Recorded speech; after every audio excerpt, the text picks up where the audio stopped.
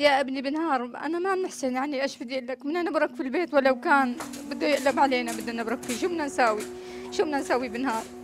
وبالليل بدنا نروح ننام بالخيم، بس المنام الليل مرعب أكثر بنهار.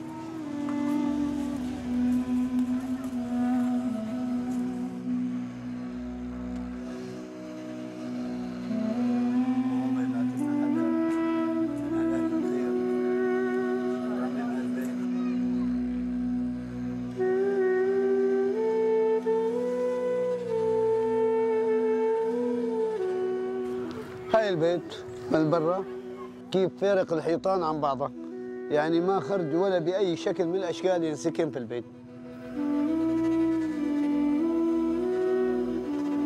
ليك كيف بالزلزال كله هذا نزل على الأرض وتكسر، ما ضل شيء، يعني ما ضل عنا شيء. بس صارت المغرب ضبيت بعيالي ونزلت على الخيمة.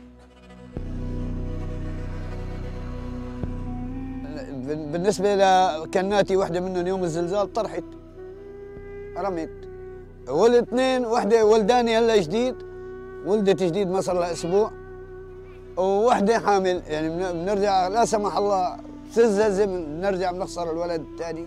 ليك المطر يشر عليك وشي كبس المطر تحسه عم ينزل فوق راسك، غير وقت اللي بتكون بارك في البيت يا ابني، غير السقف فوقك. ما بنستجر بالليل نجي على البيت، بس بالنهار مجبورين بدنا نبرك فيه، ولو بده ينهدم فوق راسنا بدنا نبرك فيه. شو بدنا نساوي؟ يعني شقد ما قلت لك بيتنا مرعب مرعب، شو بدنا نساوي غصبا عنا؟